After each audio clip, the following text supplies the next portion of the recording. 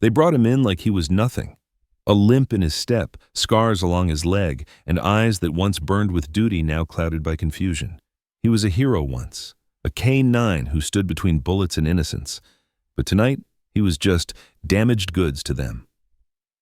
The auctioneer called out, "Retired police dog, injured in the line of duty." Silence. Not a single hand. Not even a heartbeat of respect. Starting bid, $100, someone scoffed.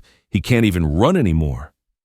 And just as the gavel lifted, a man in the back stood up, quiet, broad-shouldered, eyes cold as winter but carrying a wound no one could see, a retired U.S. special operative, the kind who's buried friends and carried ghosts no metal could comfort.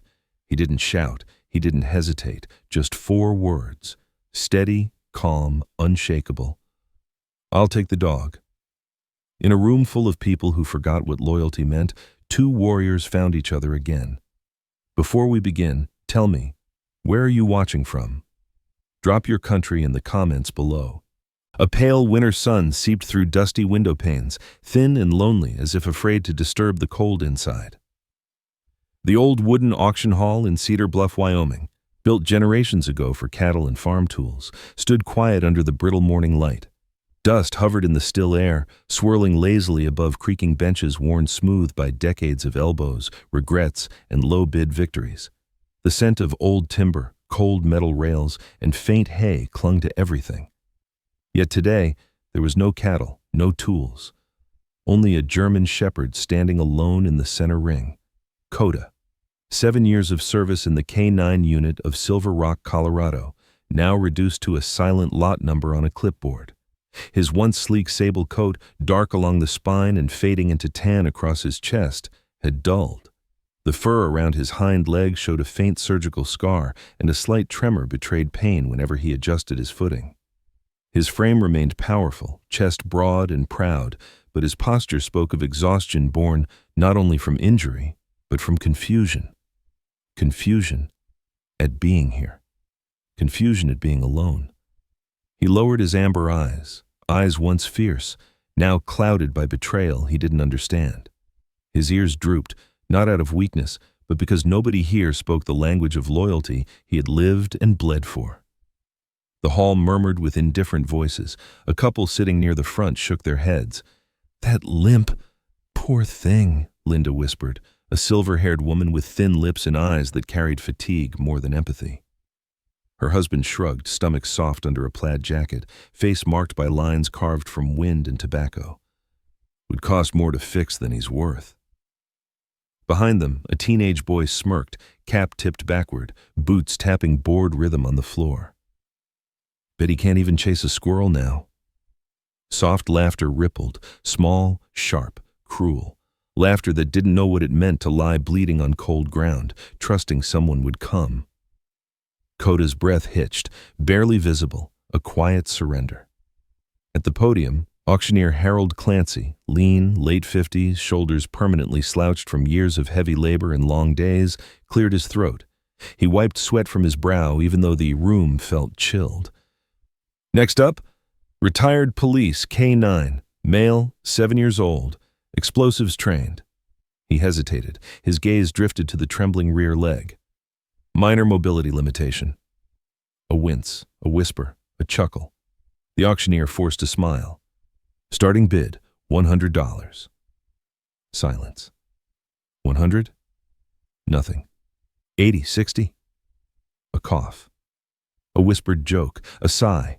Coda shifted his weight. Pain shot up, but he stayed silent, trained beyond instinct. Obedience didn't fade just because the world had turned its back. A flicker of memory crossed his eyes. Metal doors crashing, gunfire echoing in a warehouse, a man's voice yelling, "Coda, move!"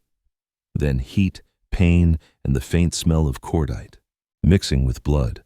And afterward, soft hands gripping his fur, a voice trembling, "Stay with me, boy, stay." He had stayed, and yet here he was. A gust of cold air pushed through the hall as the back door opened. Heads turned slightly, not out of concern, but habit. Gideon Brooks stepped in, tall, broad-shouldered, early 40s, short dark hair peppered with silver at the temples, beard shadowing a strong jaw. The left ear misshaped slightly, scar tissue raising its edge, the mark of shrapnel from a life spent walking toward danger while others fled. His posture carried quiet strength, not arrogance. He moved with controlled grace, as though each muscle remembered battlefield discipline. Even in stillness, he radiated readiness. His coat, olive green military surplus, faded along the seams, hung heavy like it carried more winters than one man should. Around his neck lay a small, worn silver coin on a black cord. A challenge coin. The edges smoothed by thumbs that turned it during sleepless nights, a memory of a brother in arms who never came home. Gideon sat alone in the back row, scanning exits automatically. His right hand rested inside his jacket, not reaching for a weapon, but simply acknowledging habit. Being unarmed made him uneasy. Being surrounded by people made him lonelier. He didn't come here planning to save anything. He came because some mornings, the quiet in the cabin felt too heavy. Because sometimes the only way to outrun memories is to walk into a different kind of silence. Then his gaze fell on Coda, and his breath stilled. Not pity, recognition. The kind soldiers share when they see another survivor still standing in the ruins of loyalty. Gideon didn't blink, didn't shift. In that suspended second, two damaged warriors measured each other, not in weakness, but in dignity. Harold's voice faltered. 40, 30. Eyes dropped. Someone snorted. Another yawned. Coda lifted his head, only slightly. His tail didn't wag. It simply moved once, as if memory nudged hope but fear held it tight. His gaze found Gideon's, and held. And in that single thread of connection, something old and hurting stirred awake. Harold lifted the gavel. No takers. Then, I'll take him. Not shouted, not dramatic, steady, final. Every face turned. The room hadn't expected a savior, especially not one that looked like he had already lost and won too many wars. Harold blinked. Sir, are you sure? Gideon's gaze never left Coda. I said, I'll take him. Coda's tail tapped again. Not hope, not yet, but something close, like a match struck in darkness, tiny but undeniable. Sold, Harold whispered, almost relieved. A hush fell, not reverence, more the stillness that comes when fate quietly reroutes a life. But as Gideon stepped forward, the side exit creaked. A hooded figure slipped out quickly, pausing only long enough to cast a glance at the dog and at the man who claimed him. Not curiosity, recognition, and resentment. The door shut behind them, leaving a disturbance in the air, like a breeze carrying unfinished business. Gideon paused for half a heartbeat, instinct whispering that not every ghost stayed in the past, not every chapter ends clean. Outside those wooden walls, something waited, and neither man nor dog knew just how fiercely the world would test their fragile new beginning. The smell of pine sap and cold mountain air welcomed them long before the gravel road disappeared beneath the wheels of Gideon's old truck. The sky above Flagstaff's forest stretched in quiet gray blue, the type of sky winter wore when it hadn't yet decided whether to snow or forgive. Gideon's cabin sat nestled among towering ponderosa pines, their dark green spires braced against the wind. The cabin itself was sturdy but humble, wood darkened by seasons and storms, a stone chimney leaning slightly like an old soldier who had carried too much weight for too long. Gideon stepped out first, boots crunching against frosted soil. He opened the passenger door gently, letting Coda lower himself down. The dog moved slowly, favoring his injured hind leg. Each step was careful, but his nose lifted, sniffing the raw scent of wilderness, sap, ash, snow, and freedom. Gideon watched him quietly, arms folded. A faint ache played behind his eyes, invisible but relentless, like echoes of battles fought in places where sand turned to glass and nights tasted of metal and memory. Inside, the cabin breathed warmth. The walls were lined with books and maps, hand-carved wooden shelves holding old compasses, rusted dog tags, and faded photographs of men wearing the same uniform, the same steel in their expression. Some faces smiled, some stared, and one, captured standing shoulder to shoulder with Gideon, wore a grin wide enough to hide exhaustion. The man in the photo had sandy hair and deep-set eyes, freckles dusting his nose. On the frame, a small engraving read, "To brighter days, Luke." Gideon let his thumb brush the wood. Luke had been the one who teased him back into laughter after long ops, who swore they'd retire somewhere quiet and teach survival skills to kids. But an explosion in a nameless village had stolen Luke's future and Gideon's belief that peace could be earned. Perhaps that belief walked back into his life today on 4 legs. Coda settled near the fireplace, lowering himself carefully, tail brushing lightly against the floor. Gideon crouched and built a fire, his movements calm, practiced. The flames caught, orange light painting lines across his face, revealing the sharp plane of his jaw, the tired pull around his mouth, the scar that cut just beneath his right cheekbone, thin, pale, like a word whispered but never spoken. He glanced at Coda. "You're safe," he murmured, voice low, raw around the edges. "You're home." Coda watched him, not with confusion, but with the cautious curiosity of someone who had forgotten what safety looked like and was now relearning it, breath by breath. That night, Gideon fashioned a ramp from thick planks, hands steady despite the cold. He smoothed the wood carefully, thumb running along the grain. His woodworking bench bore fresh curls of pine shavings, tools arranged with soldierly precision. Coda approached the ramp, sniffed it, then placed one paw, then another, Gideon's. Lips tugged upward, half a smile, but real. Morning arrived in pale gold. The first rays filtered through the high branches glittering on frost-kissed grass. Coda limped out beside Gideon, each step cautious yet determined.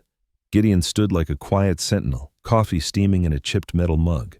His beard was rough today, dark stubble softening the angles of his jaw. He wore a flannel shirt rolled to his elbows, revealing forearms marked by nicks and faint burn scars, stories forged in sandstorms and helicopter rotors, whispered only to people who had lived them. Coda lifted his nose to the breeze, ears twitching. For the first time in months, perhaps years, the world felt wide again. Gideon guided him through gentle exercise, coaxing movement with patience that looked nothing like weakness.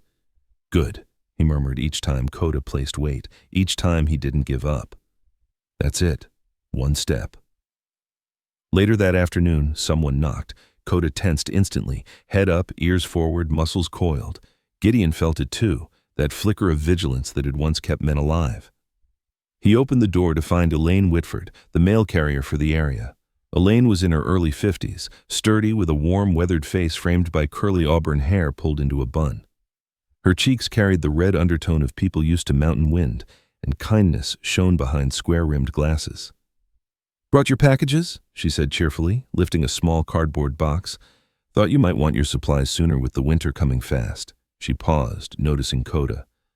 "And who's this handsome fellow?" Her voice softened instantly, the way someone spoke to babies or battered things learning to breathe again. Coda sniffed the air cautiously, tail low but not tucked. Elaine smiled, crouching just enough to seem small, gentle, not a threat. "He's got good eyes," she said quietly. "The kind that remember everything." Gideon nodded. "He does." For a moment, something like grief flickered in her expression, quick, fleeting. "Loss changes us," she said simply. Then she straightened. "Glad you're not alone out here anymore." Gideon said nothing, but his jaw flexed, the only sign her words had landed somewhere deep. That evening, the world outside dimmed to lavender. The wind whistled softly through pine needles, and faint animal calls echoed across the hills. Inside, Coda lay near the fire, breathing slow, eyes tracking Gideon's every movement. Gideon sat at his workbench carving a new brace, lighter, smoother, tailored exactly to Coda's leg. He sanded the edges, wiped sawdust from his hands, then traced a small line of text into the inside curve. "Carry on." His voice was quiet when he finally spoke. "I didn't go back for him," he whispered to the room, though his words were not for Coda. I should have found a way." The fire crackled. Outside, branches creaked like old-boned Coda. Lifted his head gently and inched closer before lowering it against Gideon's boot. The touch startled Gideon, the simple loyalty of it more grounding than any battlefield discipline. A breath, slow and trembling, left him. Morning would bring new steps, new strength, maybe even hope. But when the wind shifted suddenly, Coda stiffened, nose flaring, eyes sharp. Gideon felt it too. A rustle by the tree line, a shape that slipped between shadows, gone before thought could sharpen into certainty. Not a deer, not the wind. A presence, watching, waiting. The forest held its breath.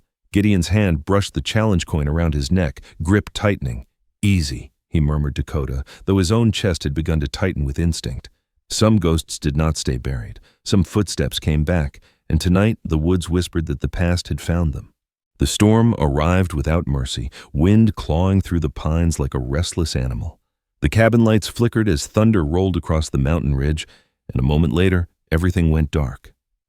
Only the glow from the fireplace remained, casting thin orange shadows across wooden walls and leaving Gideon and Coda wrapped in a silence broken only by the rumble of the storm. Gideon set down the wooden brace he had been sanding and listened, not to the wind, but beyond it. It was the instinct of a soldier, sharpened by nights in war zones where danger whispered before it crawled. He breathed steady, body still, gaze fixed toward the front window. Coda's ears pricked first. The German shepherd rose slowly, weight shifting on his injured leg, and stared at the door. A deep, low rumble built in his chest, not a bark, something darker, primal. Then came the sound. A soft creak, wood protesting under an unfamiliar footstep. Someone was on the porch. Gideon moved with quiet, deadly calm, stepping into the darker corner of the cabin. His silhouette blended with the shadows, body angled like a predator waiting. His jaw tightened, a faint pulse beat at his temple. Years of training pulled him backward through memory, dusty streets and distant deserts, moonlight on broken walls, the moment before an IED went off and changed him forever. Coda did not wait. With a sudden snarl tearing from his throat, he launched toward the door just as it burst open. A masked figure stumbled in, soaked by storm rain, breath sharp and panicked. He was lean, jittery, maybe in his early 30s, dark hoodie clinging to him and jeans sagging from the weight of water and desperation. His movements were wild, undisciplined, someone driven by fear or greed, not training. Coda struck first, jaws clamping around the man's forearm with bone-crushing force. The man yelled, a raw, startled cry, and swung a metal baton blindly, striking Coda's ribs once, twice. The sound of metal against bone echoed through the cabin. Gideon stepped forward, ready to intervene, but he stopped, not out of hesitation, but precision, waiting for the right angle to strike. A soldier did not move in panic. He read the battlefield, even in his own home. Another wave of wind slammed the door open wider, rain sweeping in as thunder cracked above the cabin roof. Coda held on despite the blow, teeth refusing to release, muscles shaking from pain and effort. Gideon moved, silent and lethal. In 2 strides, he crossed the room and seized the intruder's wrist, twisting sharply. The baton clattered to the floor. With a shove and a sweep of his knee, Gideon forced the man down. "Stop." His voice was quiet, deadly still. The intruder froze, not because he wanted to, but because Gideon's forearm pressed across his throat, weight and intent making resistance foolish. Lightning flashed. In that moment, Gideon saw the stranger's eyes, wide, frantic, the look of someone who had not planned violence, but had fallen into it. I didn't think anyone lived here," the man gasped, voice shaking. "I swear, I thought it was empty, just needed supplies." He stank of cheap liquor and fear, his hands trembling in panic rather than malice. But fear did not excuse violence. Gideon pressed harder. "You picked the wrong place." Before he could say more, Coda collapsed. The dog staggered off the intruder, breathing ragged, side-heaving from the blows. His fur near his ribs darkened, blood seeping, slow but steady.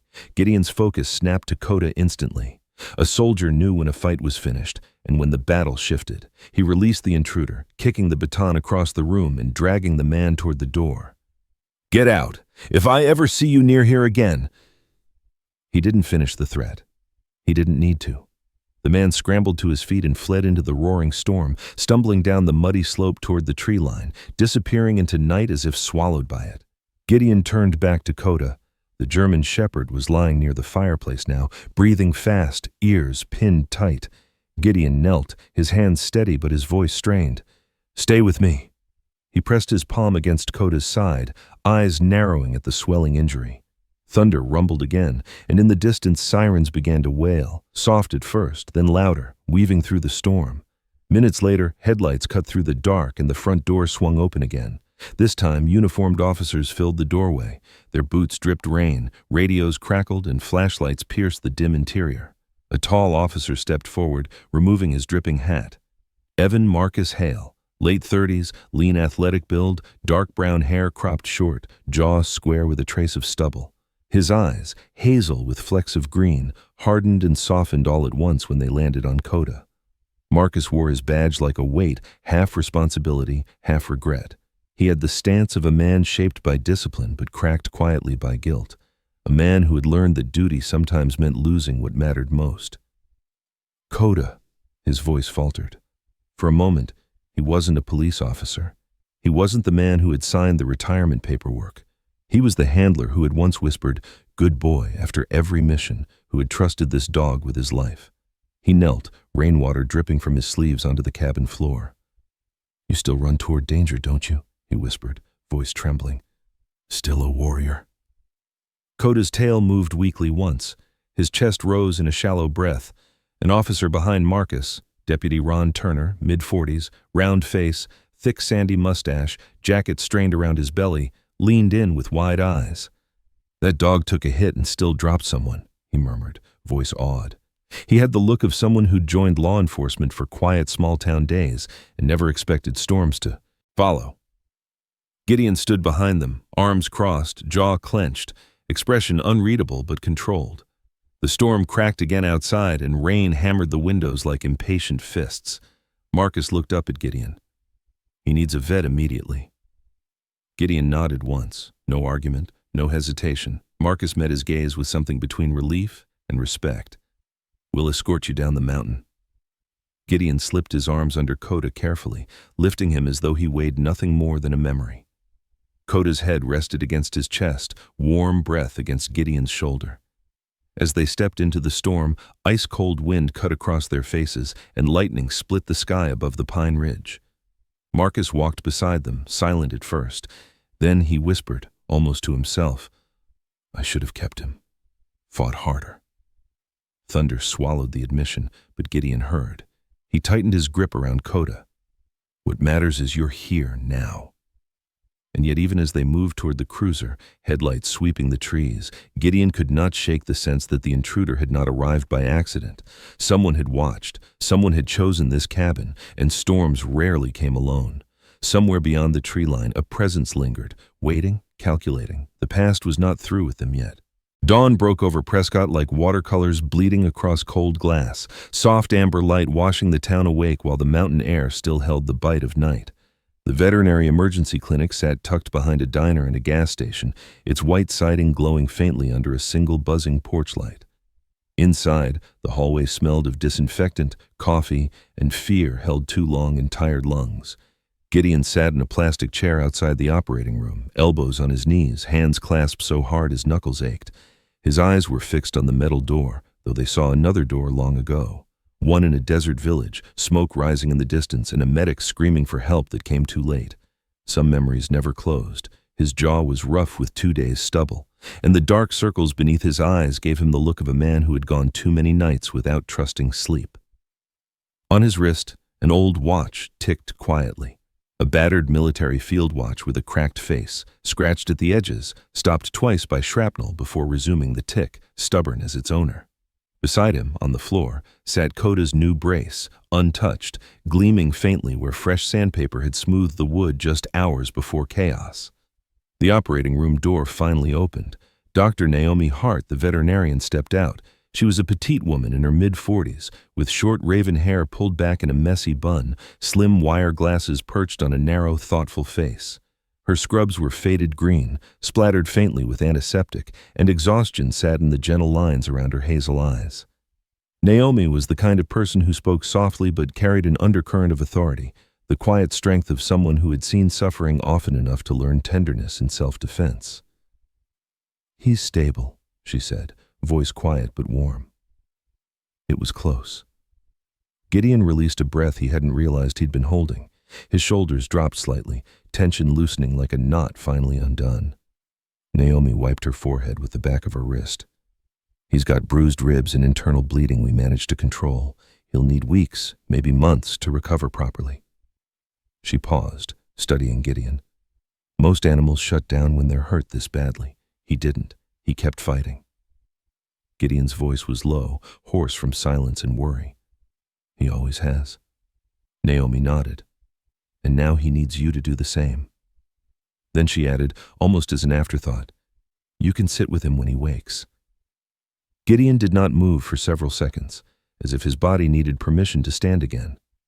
When he did, it was slow, deliberate, and he followed Naomi to the recovery room, boots quiet on the polished floor. Coda lay on a soft mat, wrapped in blankets, IV line tucked into his front leg. His breathing was shallow but steady, chest rising with determined rhythm. His fur around the injury had been shaved and stitched neatly, the wound clean but angry. Gideon crouched beside him, resting a hand gently on his head.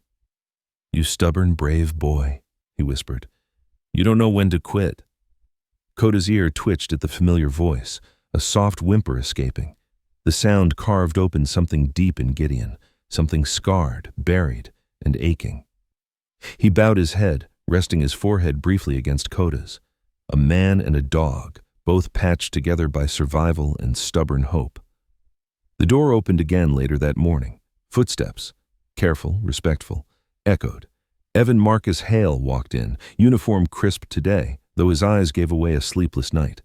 He carried something small in his hand, a brass police K-9 badge worn from years of touch. Marcus was tall and lean, with shoulders that showed years of carrying body armor and guilt. His hair, dark brown, was still damp from rain, or perhaps from nerves. He approached slowly, as though stepping into a memory rather than a room. I brought him this, Marcus murmured, setting the badge beside Coda. His voice cracked. I should have fought harder for him. Marcus sat on the floor across from Gideon, knees up, forearms resting over them. For a moment neither man spoke. Outside, a faint police radio crackled and rain pattered against the window. Marcus finally exhaled. When they retired him, I told myself rules were rules, but the truth? I was scared. If I kept him, I'd have to face how the job breaks what loves us. Gideon watched him quietly. Fear makes cowards out of good men, he said, voice calm, not accusing. Marcus nodded slowly. Yeah, but he never stopped being brave, did he? His hand brushed Coda's fur lightly. He never stops. Word spread faster than wind in mountain towns. By afternoon, a reporter from local TV peeked through the clinic lobby window. A young man with an awkward tie, messy blonde hair, and two bright eyes. Derek Shaw, mid-20s, ambitious but nervous, the kind who chewed his lip when unsure. He rehearsed into his phone, whispering, Hero K-9, protect and serve, before losing his place and sighing. Naomi politely turned him away. Gideon watched through the hall, jaw tight. Cameras made his pulse spike. Flashbacks of photographers at military funerals, reporters spinning stories they never had to live through. Fame was noise. Noise brought danger. Later, a receptionist entered the recovery room. Lydia Moore, early 30s, petite, thick black braids pulled neatly behind her head, warm brown skin and gentle eyes. She carried a stack of envelopes. Mail for you, she whispered to Gideon. Or, for him, I guess. She smiled kindly. Lydia was the kind of person strangers trusted without knowing why. Patient, soft-spoken, someone who believed healing happened in everyday gestures. Gideon opened a card, simple handwriting inside. Thank you, Coda. Heroes don't retire. Another held a paw print sticker from a child. Gideon blinked slowly, chest tightening, connection always cut deeper than bullets. That evening, Naomi entered again. There's a ceremony invitation, she said softly. For Coda. They want to honor him. Gideon stiffened. Ceremonies meant crowds, lights, applause that felt like explosions to his nerves. His jaw clenched. The coin at his neck felt heavier. Marcus noticed. Sometimes, he said gently, standing in the light isn't about you. Sometimes it tells the world someone deserves to be seen. Gideon looked at Coda. The dog's eyes opened halfway, and he nudged Gideon's hand weakly, a silent command, a soldier's encouragement. Gideon exhaled. "Okay," he whispered, "we'll go." A decision not made for pride, but for honor, and perhaps a step toward healing.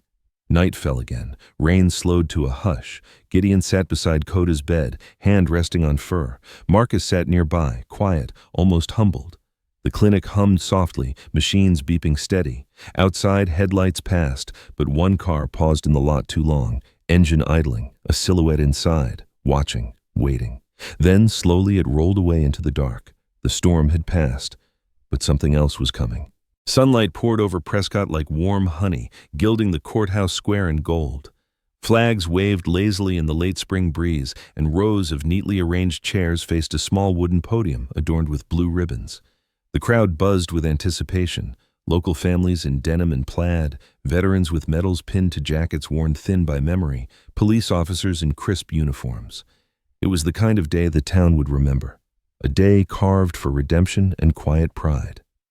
And yet, for Gideon Brooks, the light felt almost too bright. He stood slightly back from the stage at first, posture straight but eyes vigilant, scanning the edges of the crowd the way men who have seen ambushes never stop scanning. He wore a dark buttoned shirt, sleeves rolled to reveal scar-lined forearms, and his jaw was clean-shaven today. A deliberate effort, a gesture of respect. Beside him, Evan Marcus Hale adjusted his uniform jacket, brushing invisible dust from the badge on his chest. The sun caught the gold threads in his shoulder patch, his hazel eyes softer than usual. Marcus carried himself with the calm confidence of a man who had finally made peace with something heavy. When he stole a glance at Gideon, there was quiet gratitude in his expression, not spoken, but understood. Then came the sound that made the whole square shift, soft, steady steps followed by the faint thump of a tail. Coda emerged from the side of the stage, wearing a polished service harness fitted carefully over his healing ribs. His fur shone dark and rich beneath the sunlight, save for the shaved patch where stitches had been. His gait remained slightly uneven, one hind leg placing carefully, but there was dignity in the motion, not weakness. Strength reclaimed, step by step. Children in the front row gasped and pointed. An elderly man pressed a hand to his heart and whispered, "Bless that dog."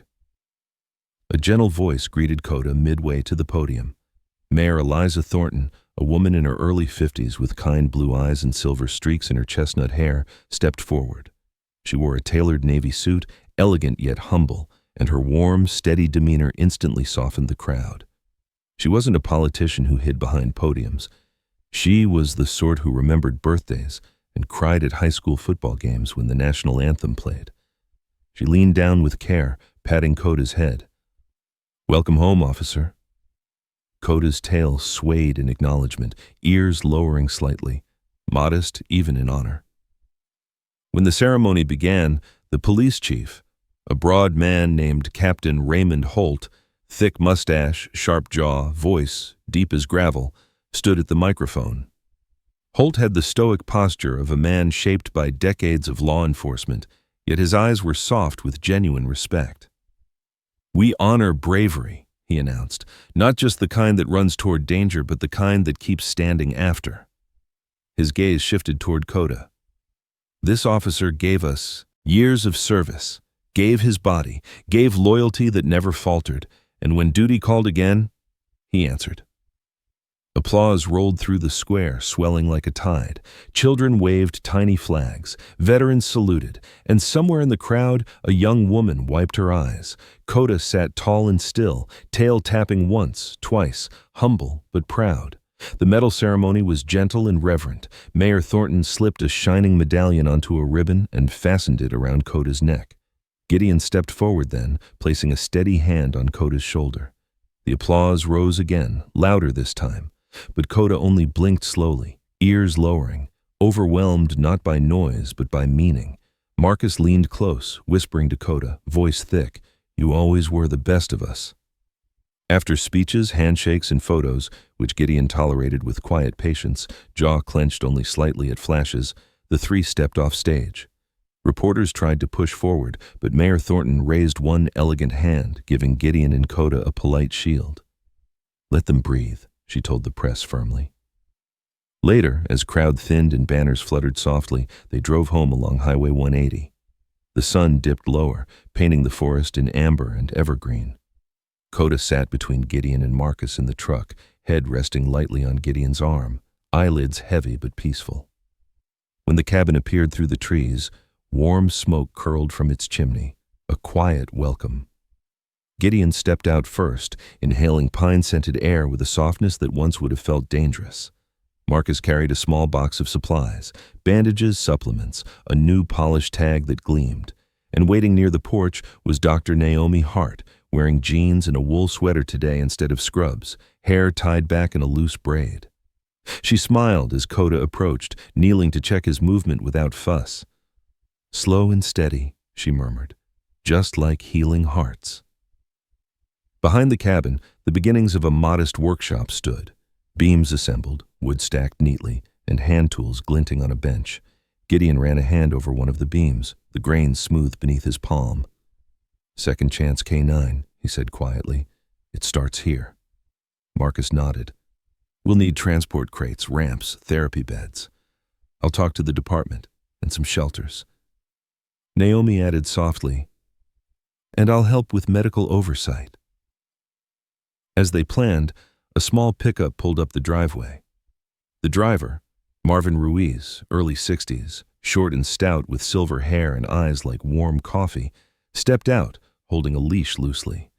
At the end of it was a trembling German shepherd mix, des Soest, ribs faintly visible, tail tucked so far it nearly disappeared. Marvin's plaid shirt hung loose over a frame built by years of carpentry, and his voice was gentle with a Mexican-Arizona lilt. "He's scared," Marvin explained quietly. "Owner passed. No one wanted him." Coda approached, the newcomer slowly, lowering his head to meet terrified eyes. He didn't bark or assert dominance. He simply sat, steady and patient. After a long moment, the trembling dog inched forward, nudging Coda's shoulder. A fragile beginning. A silent promise. Gideon exhaled. Something eased in him, not healed but mended enough to move. He sat on the cabin steps, rolling Luke's challenge coin between his fingers. "We have a mission again, soldier," he whispered to Coda. "No one gets left behind." Coda looked at him, tail flicking once, then twice. Firm, certain. In the soft hush of evening, pine branches swayed, and the forest seemed to breathe with them. The world did not suddenly become perfect. Scars remained, ghosts lingered, but there was purpose, and that was enough. In the fading light, the first dog of their future shelter curled beside Coda, and the quiet mountains held witness as hearts once shattered learned to beat steady again. At the end of this journey, we realize something timeless. Miracles do not always arrive with thunder, lightning, or grand signs from the heavens. Sometimes, a miracle looks like a loyal dog learning to trust again, a soldier once broken finding the courage to stand, and two souls choosing not to abandon one another. God does not always appear in blazing light. Sometimes he comes quietly, through the warmth of a faithful companion, through patience, and through the second chances we thought were gone forever. In daily life, in the rush of work and quiet worries, in the silent battles no one sees, remember that healing is still happening, breath by breath, step by step. In every moment we choose love over indifference. If this story moved you, if Coda's strength and Gideon's heart reminded you of something true, share this story.